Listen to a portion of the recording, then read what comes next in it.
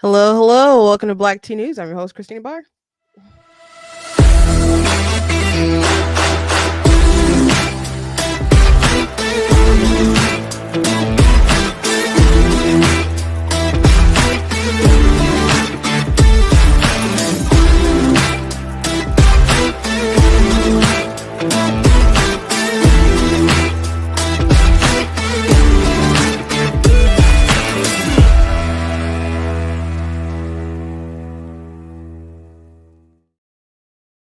Hello, hello. Welcome to Black Tea News. I'm your host, Christina Barr, and I am sorry today. I've pressed all the wrong buttons on my streaming thing, so bear with me. I had stuff streaming to the wrong stuff, so I had my backup YouTube up for some reason, and then I just saw that I had the wrong YouTube page that was streaming.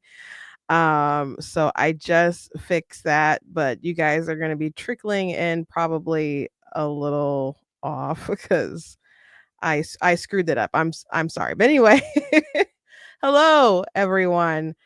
Today Black Tea News, we're going to be talking about King Charles and his Easter message, which I meant to talk about this on Friday because my sister sure did tell me about it, but I forgot about it in the midst of the other things that we were talking about. So I definitely wanted to talk about it today. And I also want to talk about Matt Dillahunty and his angry message to apostate prophet who was a former Muslim and became a skeptic. And so he recently became a Christian. And so he had posted out like a comment that said, with a picture of his church, it said, "This is better. This way is better." Dillahunty was upset about it and, decided to say some stuff. So I want to cover that because there's some atheists out here.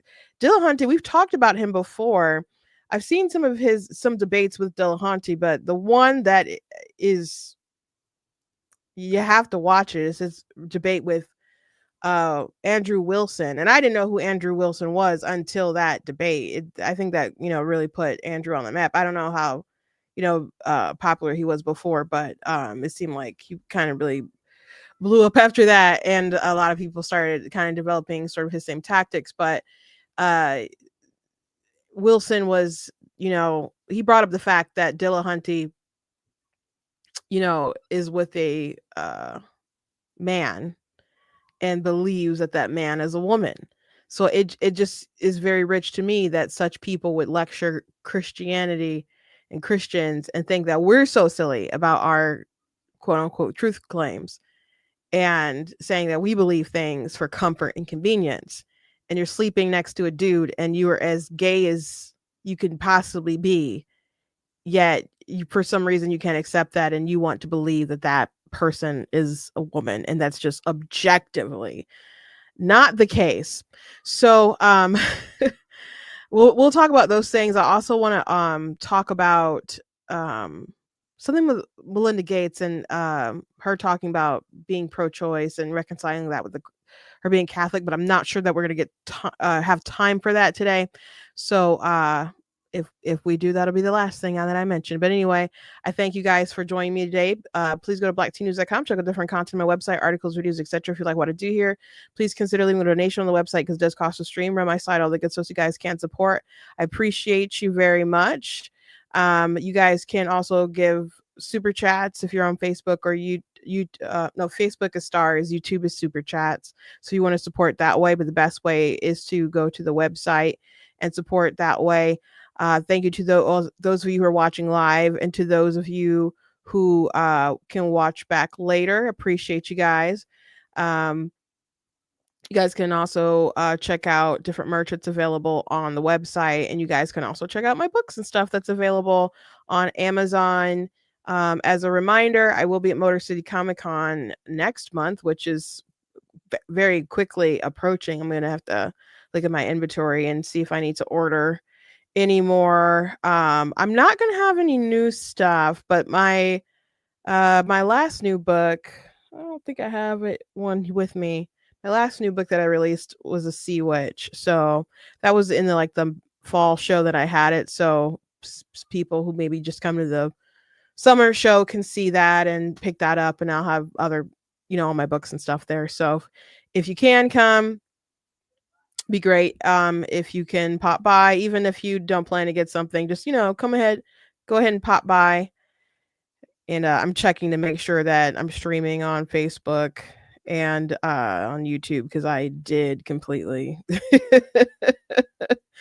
start off wrong today on the wrong accounts when I was streaming. So I had to end some lives and delete stuff. And so all's good now. We are all good now.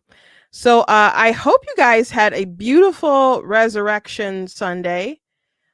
We had, church, Good Friday church, and you know, on my Saturday wasn't very eventful. Though my Chick-fil-A order did take a very long time, so they gave me like an extra brownie and extra fries, and which it was too many fries. But I appreciate the thought. But they did give me like free things for sandwiches. So I was just like, Chick-fil-A doesn't make mistakes. They just open the door for God and Chick-fil-A to provide more blessings to you. So yeah, that but Sunday was a great service. It was a little difficult, because I just kept thinking about, like, usually on Easter we would take, pictures and stuff. Easter and Christmas we take pictures together as a family and stuff. So I mean, we've already been through a holiday without my mom with Christmas, but I don't know, it was just hitting me. So I was a little sad this past week and a bit, and then my uncle, one of her brothers, came, and it was unexpected. Like, nobody, like, especially invited him out, but he just came and for service. And so I hugged him and I said, it was really nice to see you. It's been hard, mom. And so I start crying a little bit, and he just hugged me and patted me. Like, and I'm like, you hug like her, because my mom, she didn't like embrace you or something. She just that little pat. And I do the same thing pretty much. So it was nice, and we had a great service. So I hope you guys had a good time. Hope you guys had a good time. Anyway, let's talk about King Charles and his silly little message. Well, first off the bat, in case you didn't know, and I don't know who doesn't know by now, might be living under a rock. Pope Francis did pass away. So there's a lot of people, especially in the Catholic faith, who are mourning. Though most time when I heard people talk about him, they were not too happy with him. The coverage right now is kind of interesting, because there's people complaining because he didn't do enough to reform the church, but there were people, but he'd stick to his guns on some things. So there's folks upset because he wasn't progressive enough, but he was clearly progressive and said some progressive things at times. So more conservative folks weren't too fond of him too. So I don't know when the next pope will be announced. But he seemed to be ill for a minute. JD Vance just saw him. And there was like a narrative like he didn't see JD Vance, and I now people are joking that JD Vance is the reason why he's gone. Just really sick folks. But yeah, that's a big piece of news today. I am not of the Catholic faith, so I guess I don't kind of pay too much mind to the popes, unless there's something that's like said that conflicts with doctrine that's interesting to talk about, or if there's something in the news. But my heart goes out to the family, and to those of you in mourning. Yeah, I'm not Catholic, so I don't share a lot of some of the doctrines and stuff, conflicting. But I'm sorry, this is so awkward. I'm so sorry. This is so awkward. Um, Someone said, as an Irish Catholic, I have a lot to say about the Pope. Yeah, he wasn't people's favorite Pope because of reasons that I just named. So there's some interesting sort of commentary going on, but I'm not gonna have a lot to say about it. I just thought I would mention it. I'm so sorry. This segment is so awkward. But anyway, let's talk about the king, who's supposed to be the head of the church. Supposed to be the head of the church. So he had a Easter message that was quite bizarre. Quite bizarre. And my sister had told me about it. I meant to mention this on Friday, but I just kind of forgot. In the midst of all the other stuff that we were talking about. But this is just pandering to a degree that's just so unnecessary. And I'm not too, if you're in the UK and you happen by upon this broadcast, I'm sorry, I'm not too fond of your king. One of the puzzles of our humanity is how we are capable of both great cruelty and great kindness. The paradox of human life runs through the Easter story and in the scenes that daily come before our eyes. At one moment, terrible images of human suffering, and in another, heroic acts in war-torn countries where humanitarians of every kind risk their own lives to protect the lives of others. A few weeks ago, I met many such people at a reception in Buckingham Palace and felt a profound sense of admiration for their resilience, courage, and compassion. On Maundy Thursday, Jesus knelt and washed the feet of many of those who would abandon him.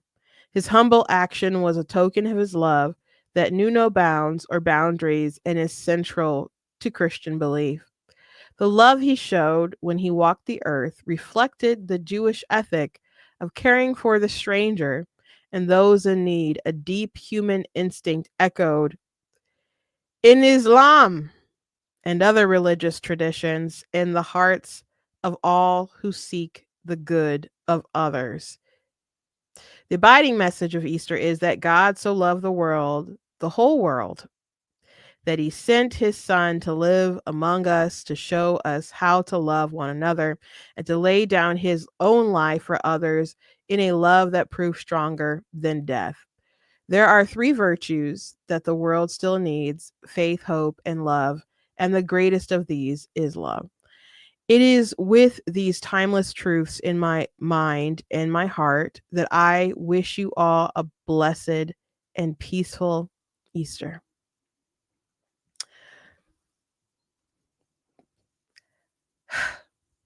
Bro, you're the head of the church. And I know he feels like his country is multicultural. So it's got to be the Church of England has got to be a church for everybody or whatever. And they want to be inclusive. But bro, it's Easter.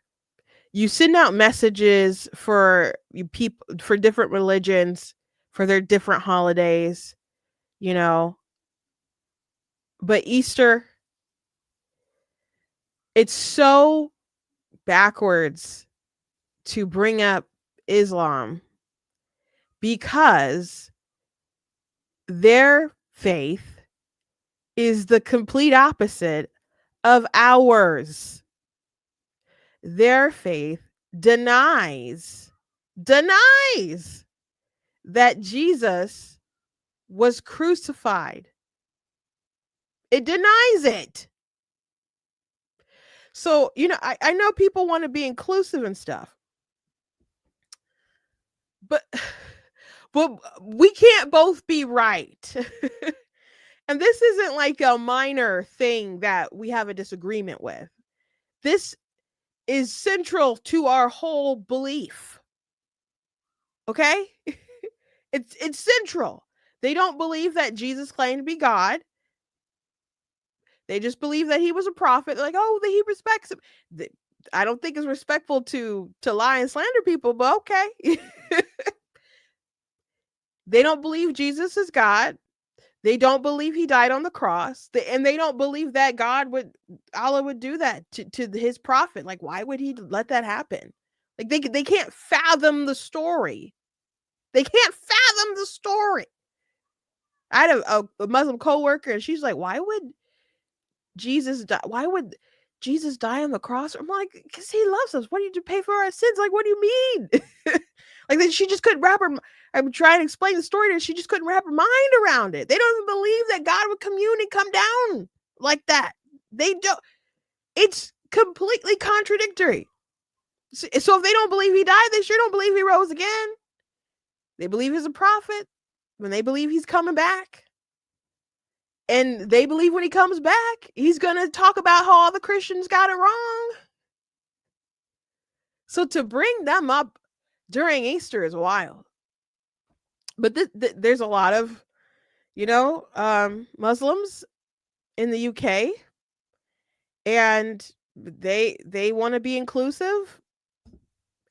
And this is some hardcore pandering here. If you want to talk about love, how do we define love in a biblical sense? Is it just being kind to people, or nice rather, not kind? I mean, being kind is a fruit of the spirit, Um, how do you define love? Like, it's patient, it's kind, it's so on. But Jesus said, if you love me, then you'll keep my commandments, and you feed my sheep. He gave this great commission. So if you do have a love for your neighbor and you believe the gospel message that Jesus was God, he died on the cross. And then there's a lot of stuff in this I know he's not a preacher or whatever, and he's not trying to like go out there and maybe get somebody saved with this kind of message. But if you're just painting Jesus as like a figure that did some extraordinary things, and you're comparing it to other people who do extraordinary things, then you're kind of missing the point. Like, it's important, like his sacrifice wouldn't mean what it does if he wasn't God, because he is God, fully man, but fully God, and decide to be the lamb that was slain, laid his life down willingly. His sacrifice is enough. His sacrifice is enough. That he's the unblemished lamb that was slain. The only true perfect sacrifice that retroactively is enough for all of our sins throughout all time. And if he wasn't God, he wouldn't be able to do that. So I feel like his message is too common to be praising God. and then to compare it to other stuff. And I feel like he just brought up, David Wood brought this up. I watched his video breaking this down, that he thinks he brought up like Judaism and taking care of the stranger and those sorts of beliefs. So it wouldn't seem so out of place when he also mentioned the other Abrahamic faith, of Islam, and slapped that in there too. But it's just so freaking contradictory. And God does love the whole world. Though I guess the Calvinists would say that he just died for the elect, but he loves the whole world, and he died for our sins. But because he died and he loves us all, and we love him, what we should want is to see everybody saved. Like, David Wood's love for God drove him to want to help his friend Nabil come to Christ, to reject Islam, not live like hand in hand like we're buddies or something. Christianity is very much a this is the way, everyone else is wrong. And we can't all be right. And by the way, Islam says we're wrong. David Wood brought up some scriptures. I'm going to go ahead and from the Quran. I'm going to go ahead and play some of them as this video that he did, so you can just kind of understand where what they say is he's pandering to them, to Islam during our holiday. It just doesn't make too much sense to me. Uh, give me 1 second while I share this screen. If you don't follow David, well, I can't say enough about David's story in his conversion. It's and I would recommend going back and watching his whole video. I'm not gonna play his whole 11-minute video, but he does have a really good message at the end, and he does offer his breakdown of what Charles says. But I'm just gonna play this portion where he goes through a couple of scriptures out of the Quran, just so you see it's just not this, like they're so desperate for us to be all inclusive with them, and it's just not, we're not meshing. Brought it up, I'll just mention 4 verses from the Quran. Surah 5, verse 51. O you who believe, take not the Jews and the Christians as awliya, friends, protectors, helpers. They are but awliya of each other. And if any amongst you takes them as awliya, then surely he is one of them. Verily, Allah guides not those people who are the zalimun, polytheists and wrongdoers and unjust. So don't take Jews or Christians as friends, protectors, or helpers. If you do, you're a Jew or a Christian, not a Muslim. Surah 9, verse 29. Fight against those who believe not in Allah, nor in the last day, nor forbid that which has been forbidden by Allah and his messenger, Muhammad, and those who acknowledge not the religion of truth, i.e. Islam, among the people of the scripture, Jews and Christians, until they pay the jizya with willing submission and feel themselves subdued. So Allah commands his followers to fight us until we pay tribute money called jizya with willing submission and feel ourselves subdued. What's jizya? Here's the commentary. Paying jizya is a sign of kufr, unbelief, and disgrace. Allah said, until they pay the jizya, if they do not choose to embrace Islam, with willing submission in defeat and subservience, and feel themselves subdued, disgraced, humiliated, and belittled. That's what Allah commands in Surah 9, verse 29. What did Jews and Christians do to deserve such treatment? Next verse. And the Jews say Uzair, Ezra, is the son of Allah. And the Christians say Messiah is the son of Allah. That is their saying with their mouths, resembling the saying of those who disbelieved aforetime. Allah's curse be on them, how they are deluded away from the truth. So Jews have to be subjugated because they claim that Ezra is the son of Allah, even though Jews don't claim that Ezra is the son of Allah. Yeah, that's another thing. Like, there's so many contradictory claims about in the Quran and stuff regarding looking at Christianity and other stuff like that in our Bible and so on, that they just get wrong. But I'll let David keep going. Christians have to be subjugated because we claim that Jesus, April's like, Ezra, really? Yes, that's what they said. That's what they believed. Yes. Messiah is the son of Allah. Allah curses us for calling Jesus the son. Why is this relevant? Well, King Charles said, the abiding message of Easter is that God so loved the world, the whole world, that he sent his son to live among us. Since King Charles just called Jesus the son, the Quran says that Allah's curse is on King Charles and that he must be violently subjugated. Although in this case, violence may not be necessary. since the king seems all too willing to bend the knee. And if the abiding message of Easter is about Jesus, the Son of God, then Allah's curse is on Easter.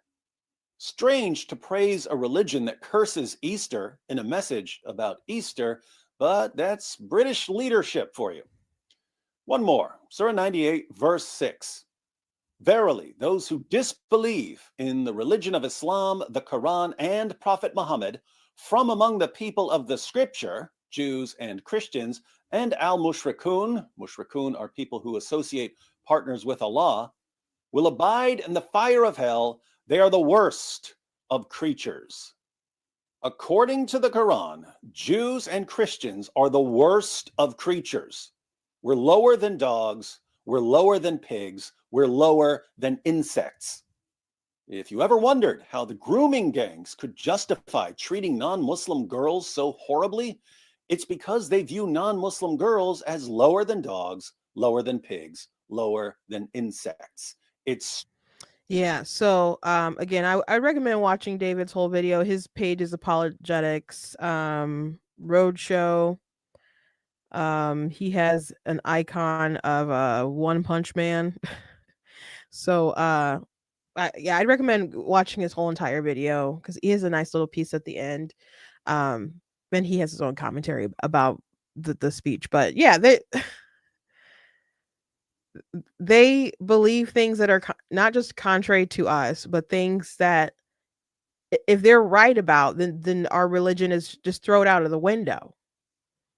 And if we do believe it, they believe that we're cursed and that we're damned to hell. Like when he would uh, Nabil Qureshi's book Seeking Allah Finding Jesus, it's so good. You guys can, get on paperback, or I listen to it on Audible, and Nabil does narrate it. So I recommend it, highly recommend it. And at the end of the audiobook, there's actually I think the very last thing on it, because Nabil did pass away. So there's reflections from his wife and a pastor friend of his, and then the very last thing is a conversation between David and Nabil on a podcast that they added to the audiobook. So it's just really good. But when he started having doubts about Islam, and started thinking like, oh gosh, just kind of makes sense here according to the Bible that Jesus is claimed to be God, and doesn't really make sense that he wasn't, that that he somehow wasn't crucified. Like, that seems to be a thing that happened.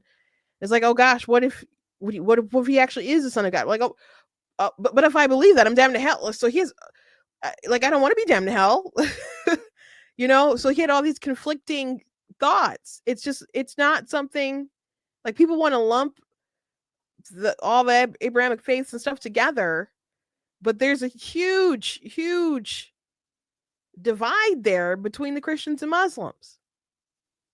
And it's so weird to me when people want to just make it all inclusive with the two of them. We can't both be right. We can't both be right. And the things that they believe about my religion is just contrary to reality. Like, Bill Maher was on, well, it was his show, his like YouTube show, podcast thing that he does. He had Charlie Kirk on, and they talked about religion a bit. And Bill Maher isn't a fan of religion in general, not a fan of Christianity, and he's just so floored by all these so-called intellectuals just bending over backwards to believe this silly thing, because he thinks Charlie Kirk is a smart guy and he can't understand how he believes these things and other people believe these things. And then he said it again, that he didn't believe Jesus was real. And he's like, well, it's debate. And Charlie like tried to push back, and he's like, well, it's debated. There's people who believe that, I guess, debated by people like Bill Maher, not like really serious historians. If we know anything about Jesus, we know he was a man who was, uh, crucified, persecuted under Pontius Pilate. that that's not really disputed, Bill. So I wanted Charlie Kirk to push back on him. He, some more. I mean, he asked questions or whatever. They engaged, but when he said like, "You don't know if Jesus is real," I want to know why he thinks that. Why does he? Why is he a skeptic on just the fact of him existing? Why? Why is that the case? Because as far as historical figures go in that time period, there's quite a bit. Like, if you don't trust that, there's a lot of things that you shouldn't trust. So I wanted Charlie to say, Bill, why don't you think he's real? Why wouldn't you say it's more likely that he existed than not? I can understand it being hard to swallow that he rose from the dead. I can get you. I feel that, okay?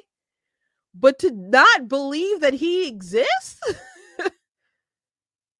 Why?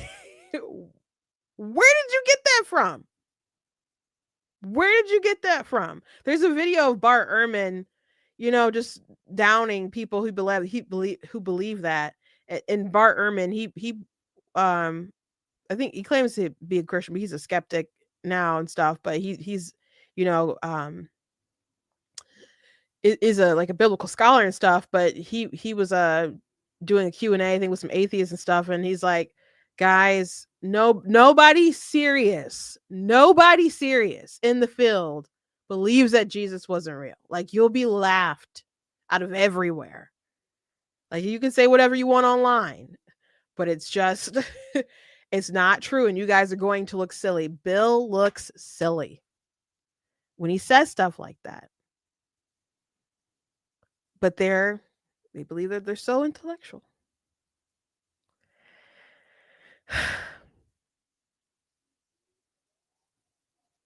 Someone said, April said she just can't get her head around the Ezra thing, believing that Jews think Ezra is the son of Allah. Yeah, there's a bunch of nonsense in there, but they believe, in the Quran, and that, it's been perfectly preserved. Which, the thing about Nabil, when he had his turnaround with David, like, he really analyzed. I think when at one point in time, David was like, okay, you've been looking at the facts about Christianity, investigating the claims. Like, how certain are you? And he's like, I'm like 87%. It was like something like that. And he's like, what? He's like, why don't you become a Christian? He's like, because I'm like 100% sure that Islam is true. And he's like, okay, well, why don't you actually take that same energy that you are investing into trying to debunk Christianity and turn it toward Islam and see if everything pans out if you put the same scrutiny there. And Nabil did it.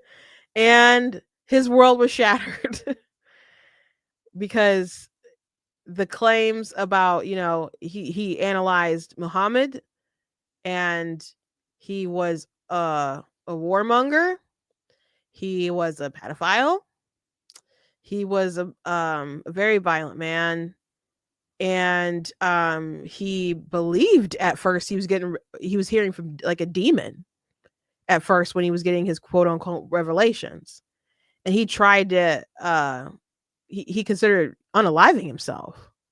So different thoughts that he had about Muhammad were just demolished when he really started looking into it.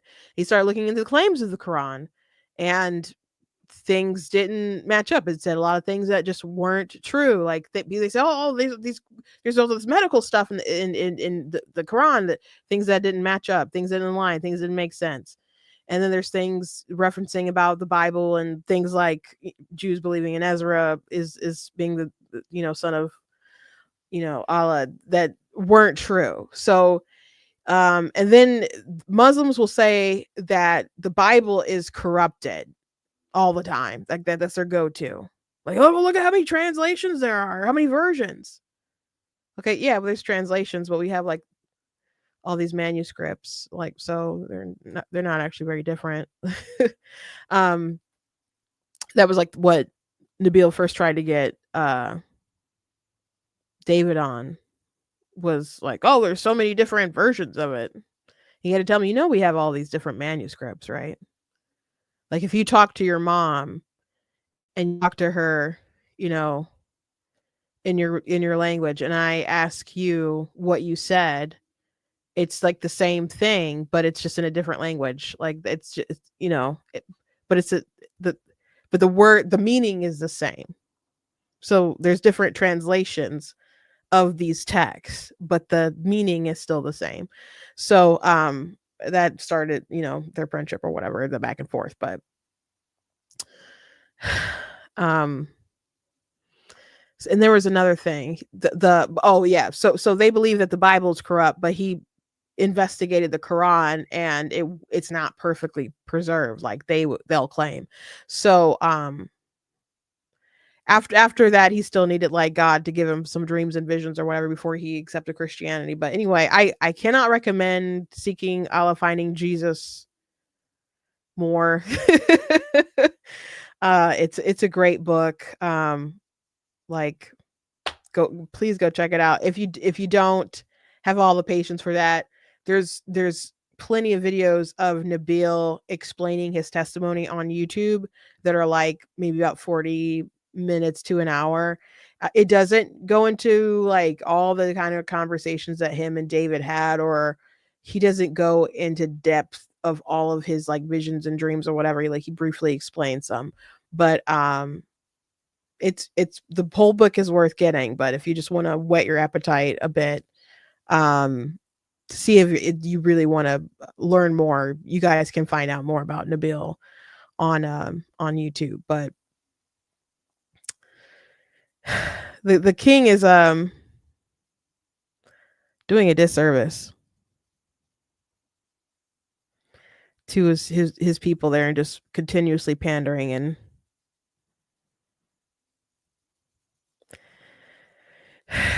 let me see if there's anything else I want to mention. Caring for the stranger, deeply echoed through Islam and other religions. And why mention Islam here? Why not just say in other religions? Because he didn't name all the other religions. He said the love he showed when he walked on the earth reflected, which Muslims cannot fathom and do not believe that would happen. Uh, when he walked on earth, reflected the Jewish ethic of caring for the stranger and those in need, a deep human instinct echoed in Islam and other religious traditions, and in the hearts of all who seek the good of others. It's just,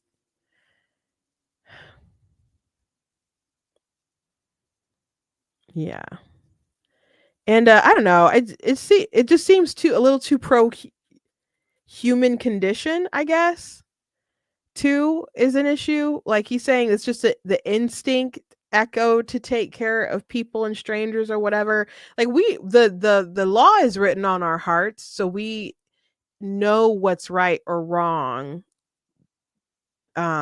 Which Bill Maher had said something like that too, like, oh, I don't need you don't need religion to tell you, because I think we were talking about the 10 commandments, and he's like, I don't need like all this to know that it's wrong to do this and this, which that's not a debunk of Christianity, because the law is written on your hearts. You do know what's right from wrong, but you suppress the truth. But we do have a depraved, like sinful nature about us. um so I but he does acknowledge that we're capable of great cruelty and great kindness. So I guess he does mention there's that balance. But again, if you're not, Wes Huff has a saying, if you take the Christ out of Christian, then all you're left with is Ian. And Ian is a great guy, but he can't save your soul. Like, so, um, Jesus just being a great teacher, a great guy who did some great things isn't enough. The story wouldn't be important. This religion wouldn't have taken off the way that it did, and it wouldn't have transformed so many lives if we weren't talking about God. So yeah. Anyway, let's move on. Let's move on. So I also want to talk about still keeping on like the Easter thing. I saw this the other day and I thought it was really interesting. So, another buddy of David Wood's is this guy Apostate Prophet. And that's his like his YouTube name and stuff, but that he would go by. But his Ridvan, I don't know if that I've never heard anyone say his name online. So, I'm not sure if that's actually how you pronounce it, but I'm just going to refer to him as Apostate Prophet. That's how folks know him. So, he was a Muslim and then he became a skeptic. And so he does live streams with David Wood all the time. And he recently came to Christ.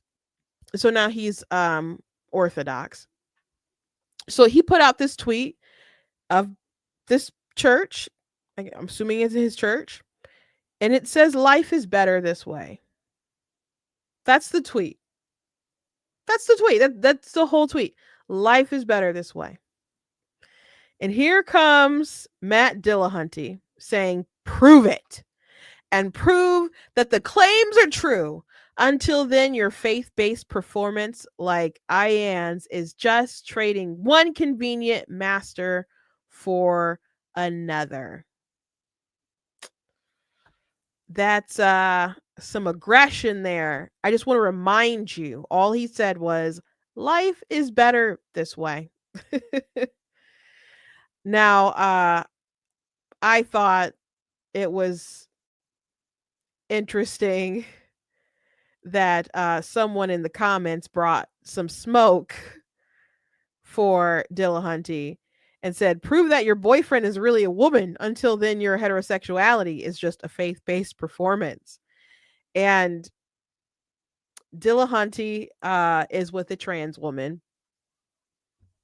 And I already mentioned this earlier a little bit, but Andrew Wilson had a debate with Matt Dillahunty a few years ago at DebateCon that made Dillahunty rage quit. So the conversation, the debate was on like what ethic is better, like Christianity or secular humanism. And so Dillahunty, he, went through his worldview a bit, and he talked about Mike Johnson had just become the speaker of the House, and he talked about some of his beliefs and Christian nationalism, and mentioned, how Mike Johnson doesn't support homosexuality and other things, how Christianity suppresses those things, and so on, and it's bad because it does. Now, I think that if you're going to make an argument that Christianity is bad for society because they don't support homosexuality and transgenderism and stuff, then it's on you to make the moral case for supporting those things. I'm not saying block anybody up in a gulag or whatever, but to like promote these things or whatever, you have to make the case that it's good and moral to uplift those such things or whatnot. And I don't think they could make a great case if someone wanted to really kind of break it down. But anyway, uh, Wilson decided to rebut Dillahunty, and he said, "Okay, let's just say I concede, and Christianity is not. Let's say it's not true. Let's say it's not true. Okay." Even if it wasn't true, it would still be better to act as if it's true in the ethics found in Christianity because we believe in objective truth and things like that. And in our worldview, if you don't hold to it, if you hold to something like human secularism, and you can go with what feels good for the purpose of human flourishing, you get situations where you have men who say that they're women. And so Dillahunty, who is with a man who believes he's a woman, was so upset by Andrew Wilson, because he was calling like trans people lunatics and stuff, but they are like mentally unwell. I mean, they have something wrong with their mind where they have this dysphoria and they feel uncomfortable in their body. So he was so upset about it, he rage quit the debate. He would not proceed forward. He wouldn't defend his worldview. And he actually called, as he was leaving, he called him a jackass.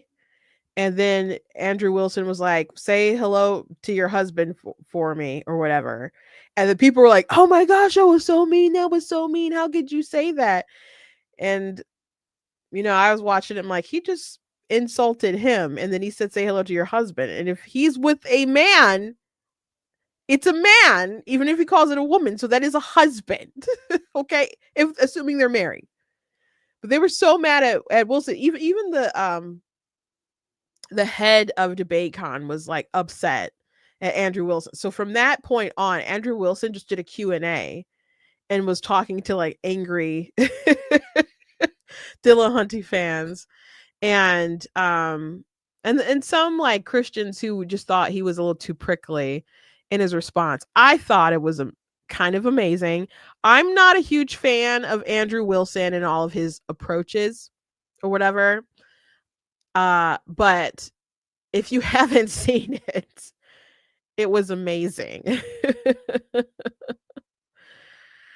It was amazing. So it's really interesting to me that Dillahunty, he'll say things like, when people debate Christianity with him, like he's debated Cliff and his son, and he's debated Trent Horn and other folks, but he'll always say, I'm unconvinced. I remain unconvinced. I remain unconvinced. And he can be quite prickly is a nice way to put it. I'll say he can be rude and stuff. So the fact that he just rage quit with Andrew Wilson was just rich, But if you can be so dead set on, yes, a man can be a woman, or man is really a woman if they identify as being a woman, but you have your nerve to lecture someone who said life is better this way. You're just living for convenience, and aren't you snuggling up to a delusion, bro? Aren't you just snuggling up to a delusion? That's so this also made me think, well, I saw something today that tied into this. I saw a TikTok of a Trent Horn video, and I couldn't find it on YouTube. I don't know where the full video is from, but he was talking about Oswalt, Patton Oswalt, the comedian, and Pat is I think it's Oswalt. Um, he's an atheist, and so he had a bit talking, like mocking Christians and stuff, and talking, being frustrated that Christians believe things that are in their book, and they want things in their book to be regulated, like in the law and stuff. And so Trent Horn replied, saying things like, okay, well, maybe not necessarily everything that's in there, but there are things in the Bible that are laws that are good, that they're laws, like, hey, don't murder people. Hey, that's in there. Don't steal, etc. There's good things in there that, hey, we're glad that we're, putting that into law and stuff. But then he said, it's really sort of rich that Oswald is upset about Christians wanting things that's in their book based off of their beliefs that he thinks are so silly and contrary to the truth. Those things being made into law when he had to apologize, he didn't have to apologize, but he decided to apologize because he took a picture with Dave Chappelle and he posted it on Instagram or online or whatever on social media, and people were upset. They're like, I'm your fan and I'm trans and I can't believe you posted this picture with you and Dave Chappelle because Dave Chappelle says things that are offensive to the trans community. So, Pat Oswalt, you know, had to explain why he took a picture with an old friend that he's known since he was a teenager. And here we go. I got it. Let me pull it up. Let me read his comment. I saw a friend I hadn't seen in a long time this New Year's Eve. We've known each other since we were teens. He's a fellow comedian, the funniest I've ever met. I wanted to post a pic in an IG story about it, so I did. The friend is Dave Chappelle. He's refocused and refined ideas a lot of us took and settled about race and history and life on planet Earth and spun them around with a phrase or punchline. But we also 100% disagree about transgender rights and representation. I support trans people's rights, anyone's rights to live safely in a world as their fullest selves. For all the things he's helped me evolve on, I'll always disagree with where he stands now on transgender issues. But he also, said that Dave Chappelle was a seeker and was optimistic that he would change his mind and some stuff. And he said, I'm sorry, truly sorry that I didn't consider the hurt this would cause or the depth of that hurt.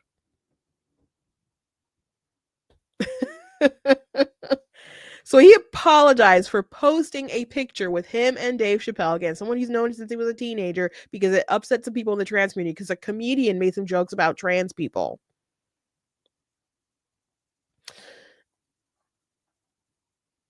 And he says he supports trans rights, the rights to do what? To mutilate their kids, to come into women's bathrooms, to steal women's trophies. What rights are you talking about, sir? I believe everyone deserves the same kind of rights. But, I just don't believe that there's a right to totally mutilate your kids or whatever, or, inject them full of drugs that could sterilize them and hinder them from having kids and all kinds of different stuff. So, but hey, when you ascribe to delusion, you're going to want to protect some of those things into the law. So it's just very rich to me that you got these atheists who believe that they're seeking science. Their God is science. And their God is the truth, the real truth, and not the silly stuff that the Christians believe. But at the same time, they will look a man in a wig and a dress dead in their eye and say, you're totally a woman, I buy it. That is nonsense. That is such nonsense. I watched a debate between Hayden, the young man. We watched his video, one of his videos on Friday when he debated Charlie Kirk. But he debated Dean and Parker. They're Democrat lackeys, but they're really big on TikTok and they go into debate every night and stuff. I don't think I would ever want to have a debate or anything with those kids because they're just really freaking annoying. It was hard listening to this video that I'm referencing. I was just like, at one point I was listening to the car and I was just screaming in frustration, like in response. But they just play such games. But they had mocked Hayden for believing like in the Bible and some things in there, like in Genesis and so on. Like, oh, you don't believe in science? And they argue tooth and nail to defend transgenderism. And they had such a weird approach too, because they were saying they won't explain it like a lot of times you'll hear activists say a woman is whoever identifies as being a woman, which is a circular definition or whatever, but it's about self ID. That's what a lot of activists will say. And they rejected the idea that people who are transgender have gender dysphoria. So when I first heard that, I'm like, oh, so there's some people just out here blatantly pretending they don't have gender dysphoria, and they're just out here pretending they don't have something like misaligned with their brain that's making them feel uncomfortable. That they're just out here pretending, and we're just supposed to let those people in the women's locker room because they just feel like it, and whatever in the spas, and play on the sports teams and all that stuff. That was madness to me, but the madness just continued. And they wouldn't say it was about self ID. They would say that it's like in concordance with like a social set of norms adhering to the female sex or something like that. And so the more they kept explaining it, like he's like, if it's not about self ID, Hayden was like, a tomboy in your opinion, based off of your definition, would have to be trans. Because if it's not about self ID, it's about leaning toward the social norms that are associated with they're typically associated with the female or male sex. If there's if there's a woman who likes to wear flannel shirts and knock back a few beers and plays football and like doesn't like to wear dresses and makeup and stuff and just all these different things that are very very male, but she identifies as being a woman, in their definition she'd be a trans woman, I mean a trans man. And it, it was so frustrating listening to it. And then at one point they said, well, you guys have different definitions, and you're arguing and you guys just have different definitions of things. And they were at one point defending people just kind of fluctuating definitions. And I'm like, if they're just going by a different definition, do you really think that's justification? Like Leah Thomas being on racing against Riley Gaines, well, swimming against. Do you, if all it comes down to is, well, Leah Thomas has a different definition of a woman than Riley Gaines. If that's all it came down to, do you think that justifies him swimming against her? Do you think that justifies him being in the locker room and people seeing his penis? Do you think that that's justifiable? It's just madness. I don't know. I may have to. I don't know if I want to react to his whole video debate with them, and I don't want to put you guys through that. But it's incredible, and they have millions of followers on, and young Democrats. I'm like, this is their best, and they put them on Jubilee and so on, and it's just nonsense. But but they're both atheists, and they will mock Christians and Christianity all the time. But they'll bend over backwards to say that man over there, absolutely a woman, because they ascribe to to some social norms that are typically associated with the female sex or whatever their definition is. It's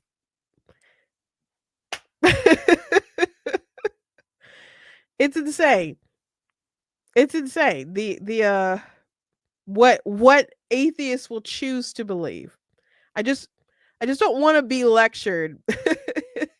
I just feel like they have some nerve to lecture Christians.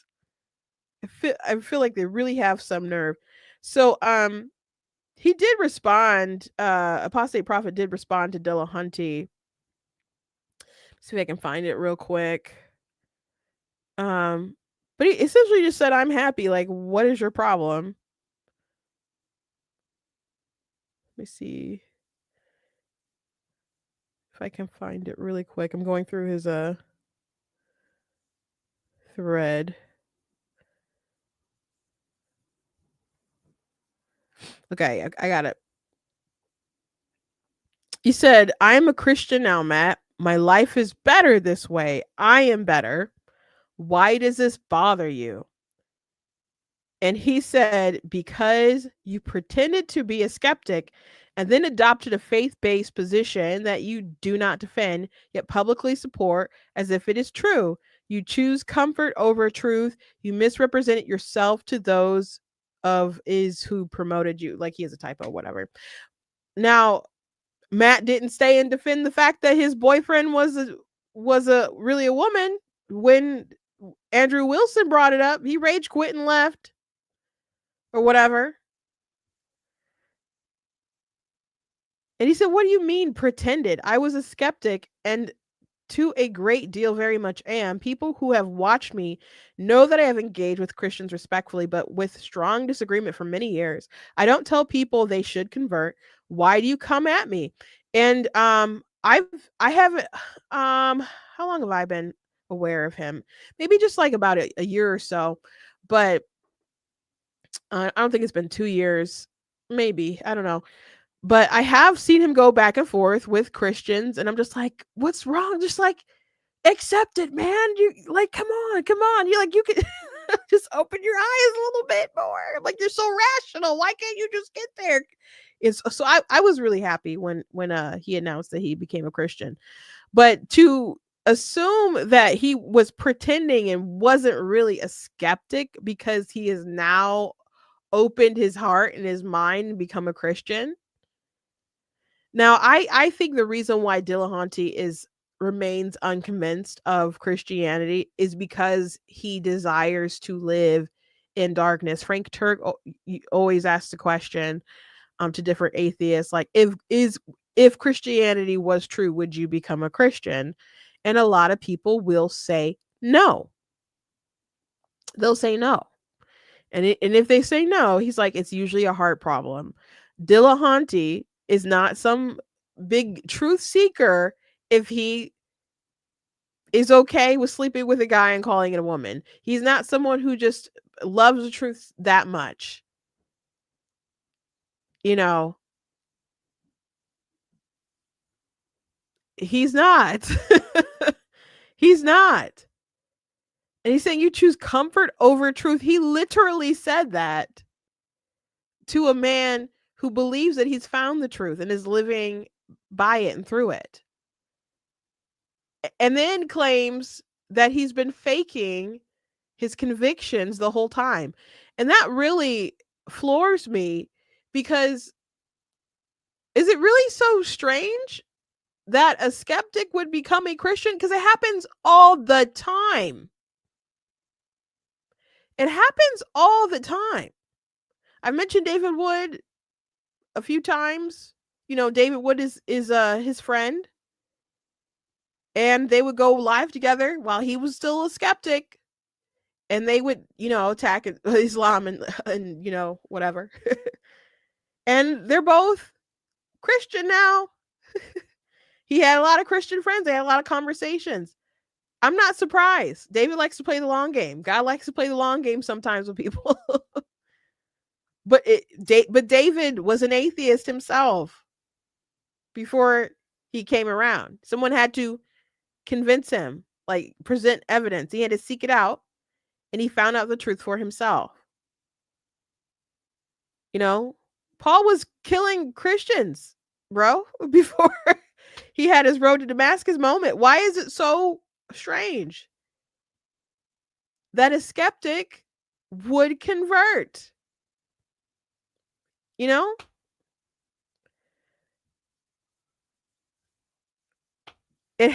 it happens all the time. So, let me I think I already read his I already read his response to Dillahunty. But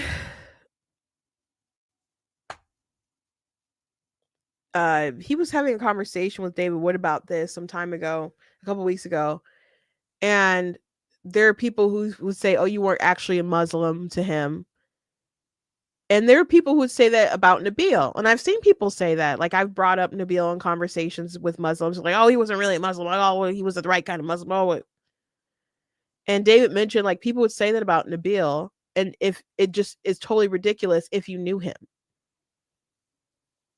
it was totally ridiculous if you knew him, because him converting was a huge inconvenience to his life. It disrupted his relationship with his mother and his father, because he was basically raised to be like an apologist for Islam. He would challenge Christians in high school, and and in college he tried to challenge David, and it didn't work out too well for him.